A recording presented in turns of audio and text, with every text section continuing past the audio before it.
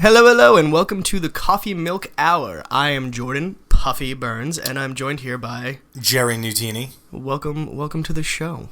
We talk about things and stuff, and I'm so excited because we get to talk about Game of Thrones and the episode that just happened, episode 2.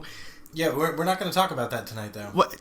But you said we could talk about it. No, we can't talk about that tonight. Why not? We can't ruin it for people who maybe wait till Monday. I don't know why you'd wait till Monday, but we can't ruin it for those people. You know. Fine. Well, I mean, then what are we going to talk about? Because, first of all, we're changing our strategy a little here. We're going with a shorter podcast today, 30 minutes. Just for you, Laura. So I figure we'll keep it lighter than politics. Yes. And I thought we could talk about video games and relationships. Ooh, I like it. What about video games and relationships? Do you feel that video games are good for relationships, or do they cause rifts in relationships? Interesting. In your experience, well, I'm a gamer. Right, of course, me too. Okay, so in your experience, have video games caused you problems in past relationships? Well, let's start by defining gamer. When you say you're a gamer, when I say I'm a gamer, they're a tad different in a way. For example, when I say I'm a gamer, I mean I've got an Xbox One, a PS4, a bunch of mobile games. I've got a PC with like 100 and something Steam games on it. I game a lot. Like hours a week, maybe 20 hours a week at that. And I'm a little more of a casual gamer. I'll play to relax after work. Call of Duty, Warcraft when it listen here, Blizzard. Warcraft when it doesn't suck. Okay, okay. Take note, please. But certainly, how many hours per week do you think you log? I would say anywhere right now, 20, maybe even 30. 20 to 30 hours per week. Yeah, absolutely. Okay. But that's because, I'm here in Virginia. All of our friends are back home, so there's not a whole lot to do. Like, I've tried to, like, have create a social life for myself out here, but the atmosphere is so different, and it's just difficult when, you don't really get along with the right cliques of people well, so I kind of just stick to myself here, and so I play video games. I'll play Black Ops on the Xbox with you, Mike, and Dave, and Stos, and, essentially still hang out with the guys back home, but if I'm not doing that, I'll play some Diablo 3 or something. So about, 30 hours a week to myself, and I play them because I love to de-stress. It is my number one way to focus on nothing. Games are so mindless, so they allow me to not have any worries in my head about what's going on in my life. So you said you play 20 to 30 hours a week, and you said in there, well, it's a way to keep in touch with the people back home. It's a way to be social with your friends. Do you think? Because I think a big argument against games is that it's mindless. You're not doing anything productive with your life. You're very sedentary. But is gaming a legitimately social experience where you feel like you're actually doing something with? Is you gaming the same as going out to the bar with your friends on a Friday night? Are you having a similar experience? Hell yes, and I'm saving money, and I'm probably having more fun. Think about how many times people our age talk about going to the bar and something dramatic happens, and something negative happens, and somebody's throwing up, and another guy's getting into a fight with the bouncer. You know what I do? I get on World of Warcraft, and I hang out with my buddies who are all over the country, mismatched here and there, and we have a good time. We'll get on Ventrilo, which, for those who don't know, is a voice-over IP thing that lets you talk and communicate, and we'll chat and shoot the shit and just have a good time while playing a game. So do you think that, okay, so right now you said you play 20 to 30 hours per week, which you're single, you're Thank you for pointing that out. But you have your own time, so you're doing what you enjoy on your own time. Right. If you're in a relationship, do you automatically think you're going to have to dial that time back? And if so, what are you then filling that time with? And do you expect to be able to play the same amount and to find a partner who finds 20 to 30 hours per week acceptable?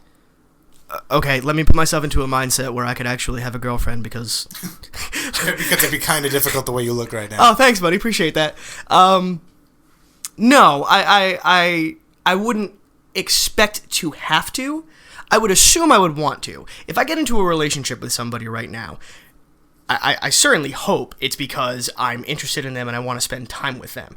Now, if I start dating somebody who's a gamer and they log the same hours I do, and we date while simultaneously playing games together, am I going to see a decrease in my gaming time? Probably not. Am I going to see an increase? Maybe. Well, because it's a shared activity. It's something you're enjoying. Right, it's something we're doing together. It's like if you went for a walk together every day, except in this case you'd be playing a video game. Right. Okay. Yeah, exactly. Now, if I'm dating somebody who doesn't play video games, who doesn't even like video games, I'm probably not dating that person to begin with. But if I am, I'm probably sacrificing some of my time for that person, because how could I expect them to be happy in the relationship if they're like, hey, let's do this, and I'm like, nah, I think I'm just going to play this game for another 12 hours. But, I mean, I don't know, man. It's difficult because, like, you want to make that sacrifice, but on the same token, you expect them to make sacrifices as well. I would decrease it because I want to, but I wouldn't do it because they expect me to. Does that make sense? That does make sense. So before we get into a lot of the nitty-gritty about arguments for or against having video games in relationships, or whether or not you can actually achieve a balance with video games in relationships, what I always wonder is, so what are games today? So we're really the first generation. I'm 28 years old, and we're really the first generation to grow up with video games. So my older brother, he had Atari, and then I was able to experience the back end of Atari, and then, Nintendo and Sega and PlayStation 1. And when Xbox came out, it was mind-blowing. It was like, oh my god. Yeah, that was the end-all be-all of the time. It was unbelievable. But it's this new category of entertainment. So, except the difference is when I'm watching TV, I'm watching for a story, right? I'm watching TV the same way I'm reading a book. I'm reading a book because I want to connect to something that maybe exists outside of my own plane of existence. I'm watching TV because I want to relate to something that exists outside of my own plane of existence, find some emotional connection. But video games kind of take it to the next level. They allow you to not only connect with something in a different plane, but also to interact with that. How is that type of entertainment different, or why would that be frowned upon any more than, hey, I watch 6 TV shows a week, and I stay up late Saturday night, and I watch Saturday Night Live, and I watch my sitcoms, and if I'm a girl, maybe I watch Bravo or some reality Lifetime. TV. Lifetime, sure, Lifetime movies on the weekends. How is gaming and interacting, legitimately interacting with other people, different than those types of what might be argued mindless activities that others enjoy taking part in? Here's the thing. Video games are, in any category, even mobile apps, they're so much more immersive than books or TV. Right? So you could sit down and watch a TV show and 30 minutes pass and the episode's over. And you're like, all right, that was a cool episode, sweet. But like in a video game, you get immersed in the game because you have a direct influence over what happens in that video game. Especially as technology increases, we have these open world games and massive multiplayer online where things are constantly changing and your player has a direct influence on that. So I think that's why people get sucked into it more than TV, more than books, stuff like that. Did you say, is it bad? I have this bad habit of not listening to you. Oh, yeah, well, I understand you have to live with me. Not is it bad, but what is the difference? What's the difference between the gaming and TV? If someone says to me, you're playing too many games, and you're not spending enough time with me, but then they're watching Real Housewives, like 2 nights a week, 3 nights a week. And do I want to watch that? Not really. That's not really something I can get involved in. Is there a difference between the two activities? I don't think so. I'm sure a lot of people don't think so, but I'm sure there are people out there who do think so. And mainly I think it's video games are immature is the thing you hear more than anything. Whereas like, oh, I can watch my soap opera. I know it's fake. I know it's not something that's actually happening. You're playing your video games. Video games are for kids. They're for children. They're not for adults. You have responsibilities in this. It's more harmful for you to play your video game for a few hours a day than it is for me to binge watch the entire Orange is the New Black on Netflix the day it releases. Right. Which makes no sense. But so I think the video games are for kids things. It might come from our parents' generation, and I feel like maybe I don't mean to gender type here, but I feel like typically you hear females in relationships kind of bashing on games. Rather, like, I don't know if I know a boyfriend out there who's like, man, my girlfriend plays way too many video games. I can't be with her. And I'm not saying that that hasn't happened ever, but I think our parents' generation, yes, video games were for kids. They bought them for their kids. Our parents did not have video games as kids. They didn't exist yet. We're like the test pilot for video games in life. We had them as kids. Yeah, man. But we didn't let go of them. We didn't let go of video games. Right. No one told us we had to let go of video games. And the thought process it took me to play Super Mario Oh, yeah. to what I need to do with either an Xbox controller or all the hotkeys on a keyboard, and the plot. The plots that are out there, it's like playing through a book. Yeah, it's like absolutely. playing through a movie, except you're part of it, and you legitimately, in many cases, have to make choices that directly affect how that book plays out, how that story plays out. Right. How is it immature? I don't think it's immature. In fact, a lot of scientific studies have come out, first off, that have proven that video games are good for the body, or the mind, rather, in a lot of ways. Yes, playing video games is detrimental to your health because you're more sedentary than doing other activities. We understand that. A lot of people who play games professionally on YouTube and Twitch, this is a fact, you can check this, have workout plans, which is amazing to me because they understand, it's a sedentary thing. But for the mind, it's good for you. It teaches you quick reaction time, thought processing, puzzle solving, logic. Why don't you go problem solve in the real world? Why don't you go out there and, why don't you go to medical school? If you've got all this time for gaming and you're really good, with your coordinates and you're really good at, like, manipulating small objects and that type of focus, why don't you do it in the real world? I'm incredibly lazy. You know that about me. I don't know why you're asking me that question. Don't make me feel bad about myself. But is there a legitimate reason as to why it's okay to play video games and dedicate so much time to something that has no bearing on the physical world when you could be out doing anything else? No. I don't know what to say to that, because for me it's just such a foreign concept that somebody would say, well, you could be spending all this time on video games, but you could be doing this instead. Well, who the hell cares what I'm doing? I'm not harming anybody. I'm not doing anything detrimental to myself or to others. But specific to relationships. Specific to relationships, what? So specific to relationships, like, you've got a partner who enjoys being outside. She enjoys, yes. Let's say bettering her career. She's constantly studying. She's constantly doing all these things. But in her free time, let's say she watches TV or she likes to walk the dog, but you like to play video games. Mm-hmm. Her experience exists entirely in, quotes, the real world, okay? But yours exists somewhere else. Why don't you take the skills that you've learned through video games and apply them to the real world and leave the video games behind because they're for kids? Because that's not what video games are designed for. This isn't a textbook. It's not something that's, oh, hey, this is what you need to learn, and now that you've learned it, you're done with it. This is something for you to enjoy and relax with, while at the same time learning something from it in terms of, mental skill. That's just a secondary benefit that comes with video games. Priority one, de-stress. Secondary bonus, you get, quick reaction skills, logic thinking, critical thinking, stuff like that.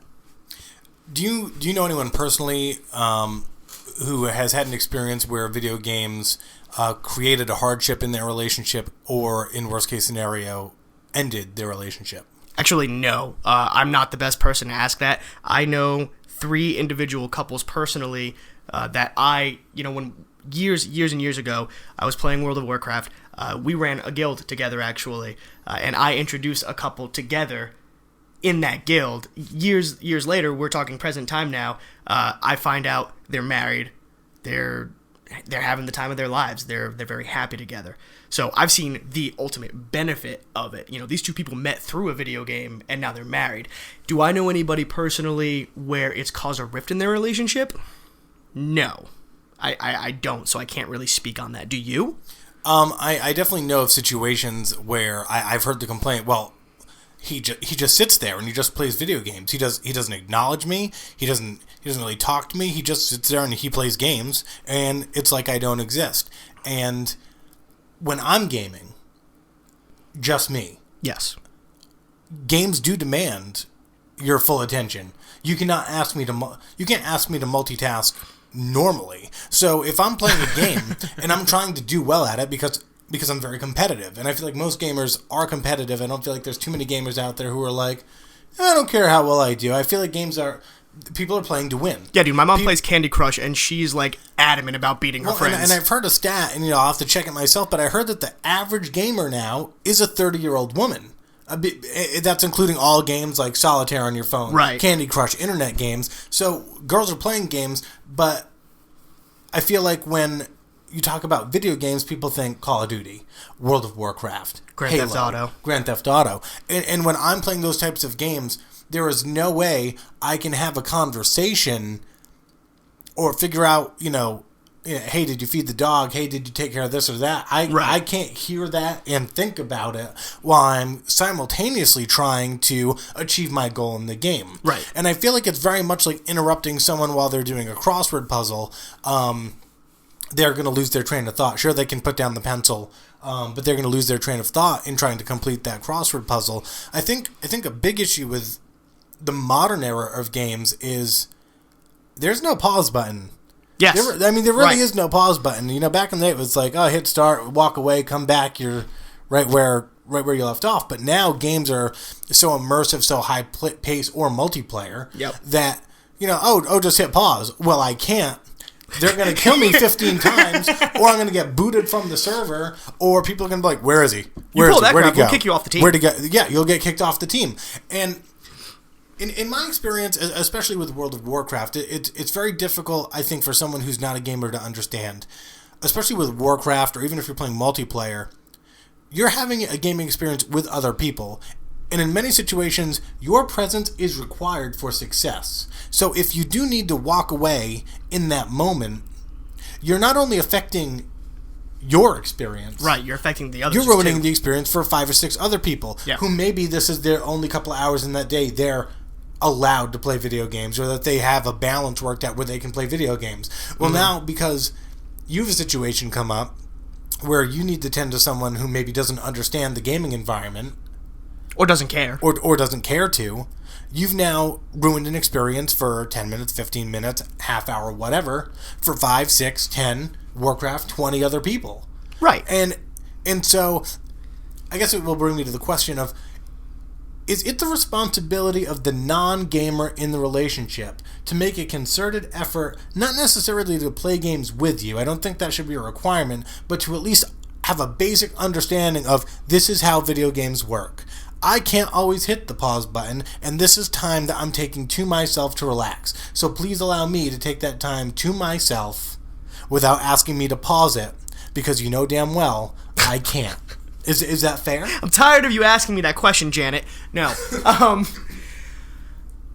I like, the selfish part of me wants to say that's totally a fair assessment and that's something that should be adhered to, but at the same time, the non-selfish part of me says, no, it's not their responsibility. It's helpful.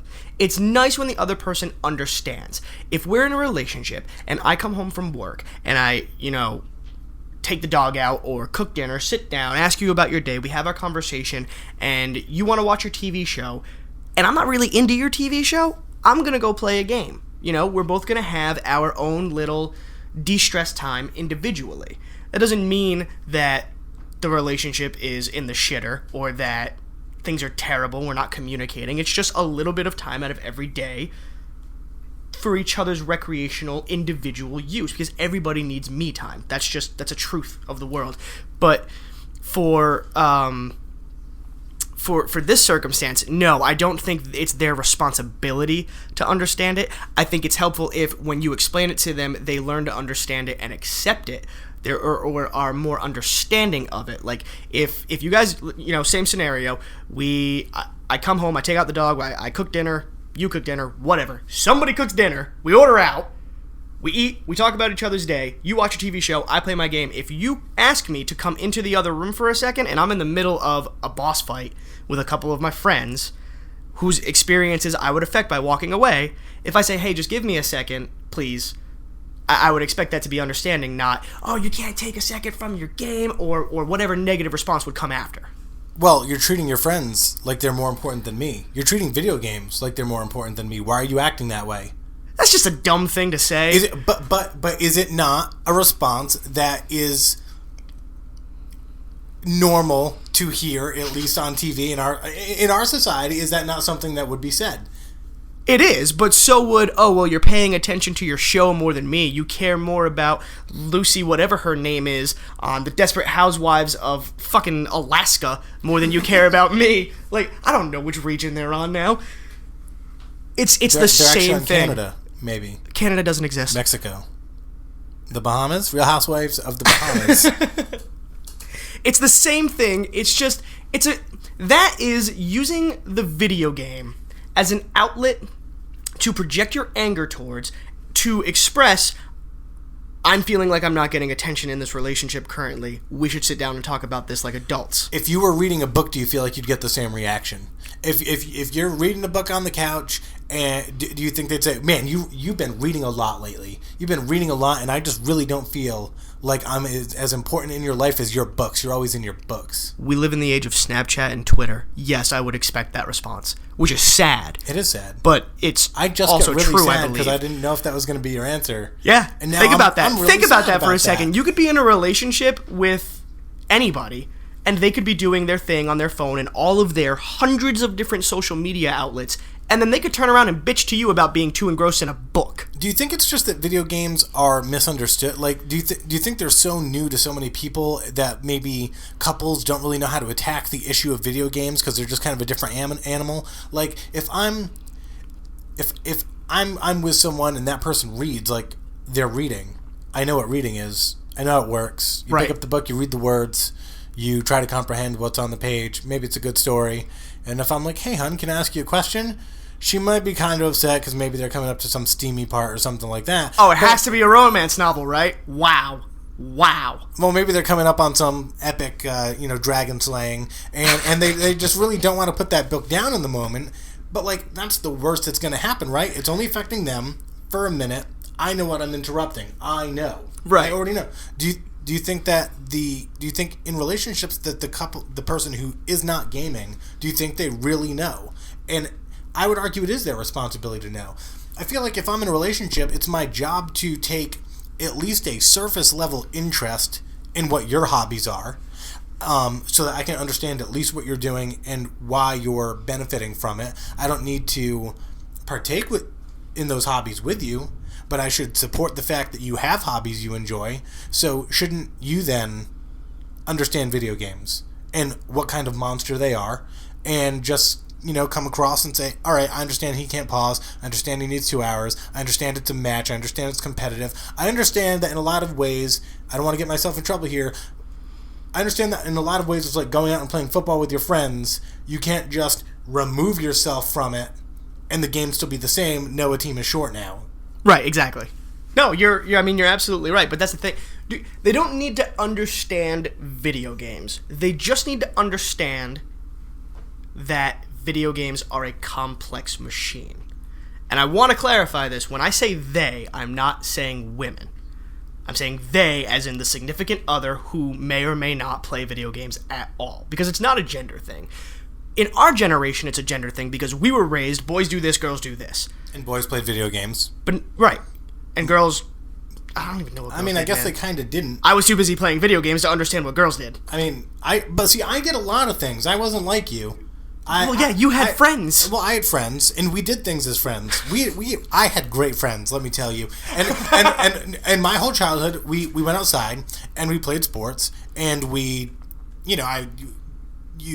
did things after school, like I did band because I was a nerd, but like everyone there, like, and you had friends, and I had friends. I can't. Wow. There were more people in the band than any other club in school. Oh. We were the popular kids, Yeah. as weird Luck as that of the is. draw. But we'd go down to Ricky Rodriguez's house and we played 007 for like 7 hours. So it was like, oh, we're not playing football today, we're playing 007, 7 hours, and we integrated it into our normal lives. And I feel like now that we're adulting, we have to compress that time into a couple hours, maybe a couple of times a week.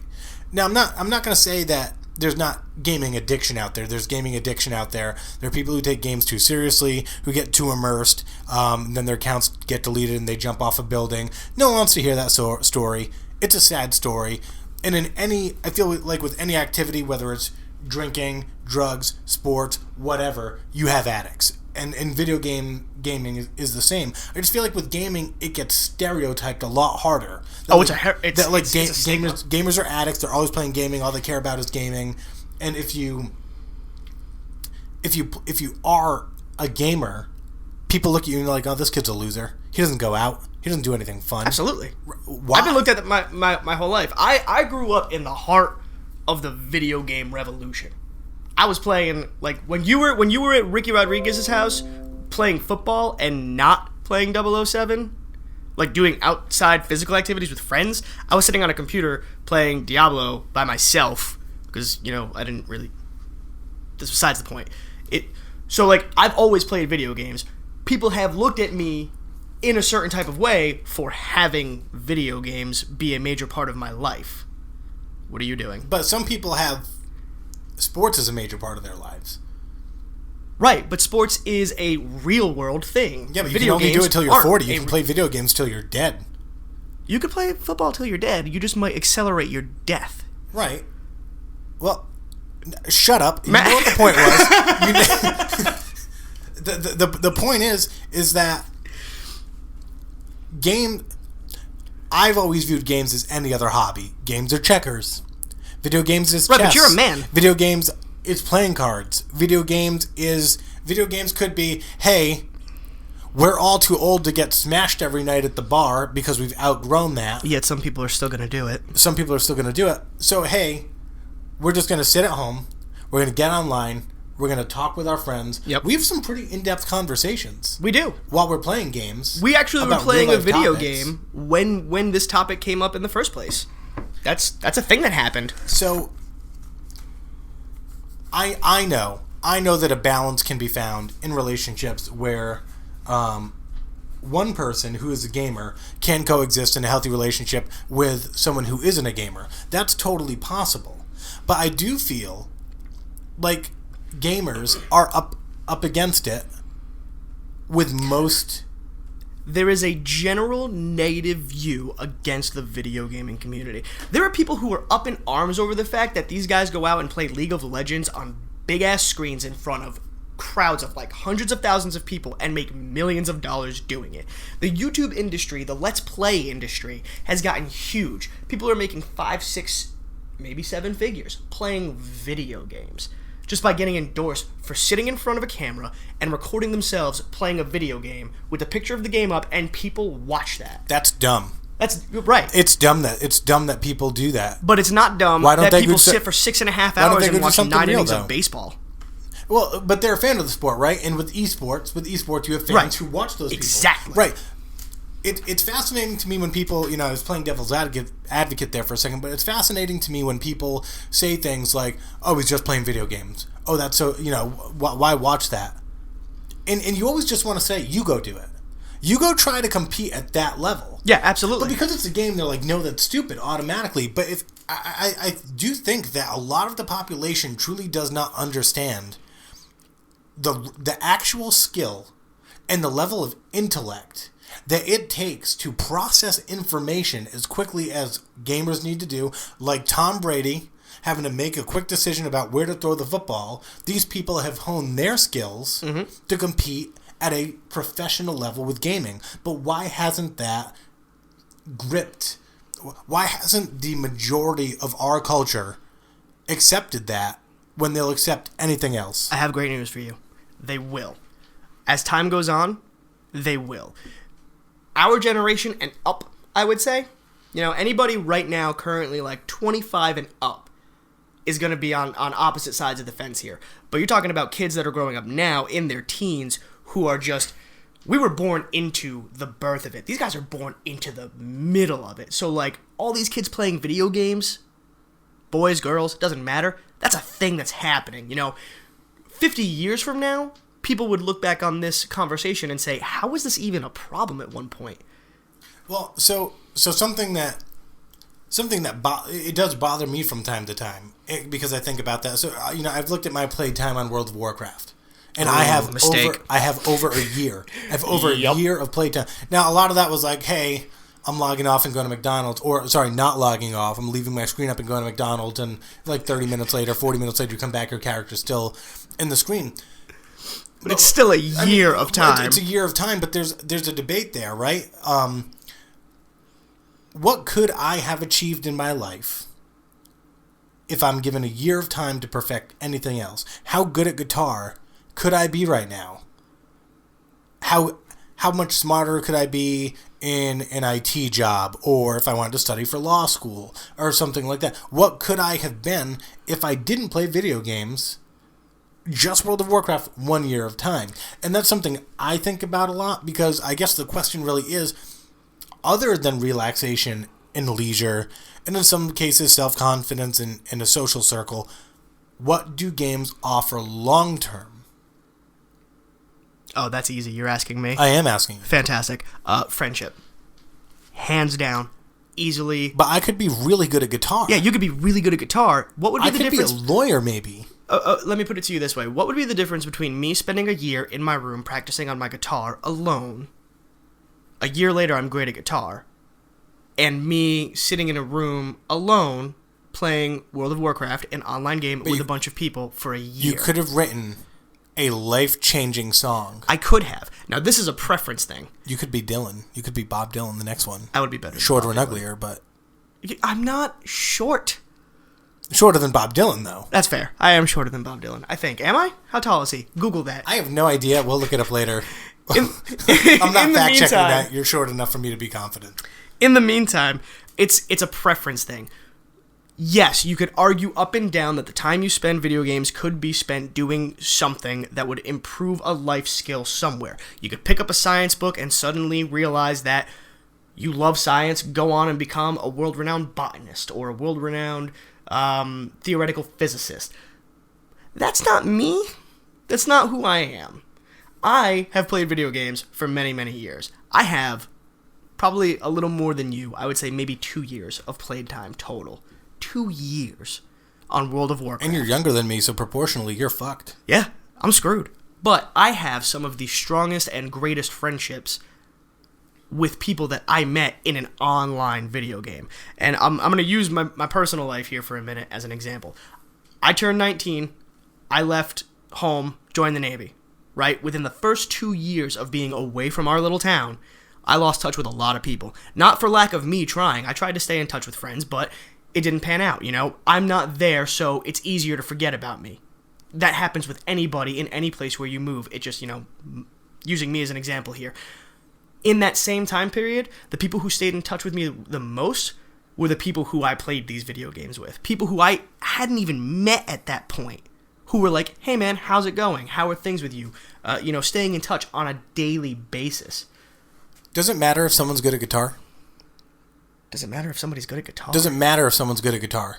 No, you could go and be a great musician and make amazing music and... Does it matter if someone is a great lawyer? Does it? I mean, it could change some lives, but ultimately... Right. But is it what you want to do with your life? I consider myself a relatively successful person. I have a decent job. I have nice things. And I play a lot of video games. So that to me is successful. I'm happy in the things that I do. So you would argue it's okay to trade off traditional hobbies like sports or playing music or reading books, I guess, because there is reading in games. It's okay to give up traditional hobbies for, let's call gaming a new age hobby. It's a new age hobby. It's definitely so okay. It's just a matter of gaming being accepted as a new form of entertainment, and eventually we may not be having this conversation. It might be the same type of conversation as you watch too much anime. I don't watch anime, but I imagine... Are you saying bad things about people who watch anime? No, I'm just saying that maybe that's a conversation that's occurred. I'll kick your ass right now. There might be a you play too much guitar conversation too, or you like horses too much. That could be a conversation. I mean, anything could be a conversation. Your interest in the equestrian world is getting out of hand. I mean, I think, obviously, we're having this conversation because there's always going to be an extreme. I do think there is a stigma against gaming. I do think, generally speaking, it's kind of still seen as a guy's a guy's thing. I think it's quickly morphing. We need more girls in games, and we need more girls in general. Let me tell you what we need. What we need is a bunch of dudes in their basements living with their parents still to shut the fuck up and go get a job. Leave women in games alone. No, that's true. They have plagued the community trying, like we're talking like death threats, rape threats, leaking addresses against women. It's insane, and it's barbaric and disgusting, and it needs to stop. The world would be better if we all played video games. But those people would find an outlet other ways. I mean, they just learn how to ethically hack, right? They've got all the free time in the world. If they didn't do it through video games, they'd probably do it through social media, and then there'd just be a bunch of creepers. There'd be more creepers on Facebook, right? There are more creepers on Facebook. Well, gaming's not the problem, though. So you're saying we kill them all? I'm not going to tell you what you can or can't do. Fantastic. I am not your legal counsel in any way. Just know that there are repercussions for those types of actions. What he's saying is don't take advice from us. From Jordan. Don't take advice from Jordan. That's fair. I give relatively good advice some of the time. If you have a problem, set it on fire. That's all I'm saying. Like Jon Snow. Fantastic. I know. But we'll talk about that Wednesday. Because he's a Targaryen. So just to wrap up, and I know we're a little over time here, but just to wrap up, I do think that you can find, I feel like most reasonable people can find balance between whatever their hobbies may be, gaming or not, in a relationship. I do think they can find that balance.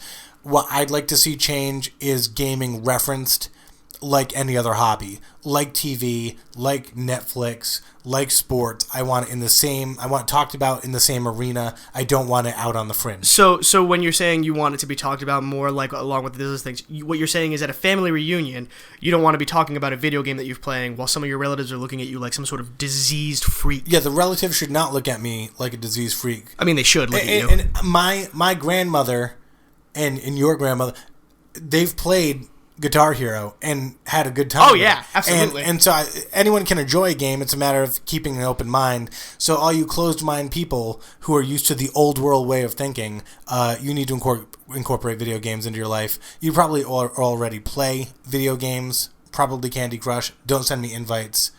I don't play that shit. Send him all the invites. So anyway, this has been the Coffee Milk Hour, or in this case, the Coffee Milk 37 minutes and 10 seconds. 37 minutes and a little bit more, maybe 38. I do want to ask the viewers, in the comment section of this video, of this podcast, there is no video, we want to know what you think. I want to hear from the men, I want to hear from the women, I want to hear from the gamers and the non-gamers. Video games in relationships. Is there a middle ground that is healthy?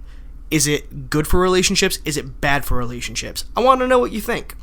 We'd both like to know what you think, so feel free to leave those comments. This is Jerry Nutini. And this is Puffy.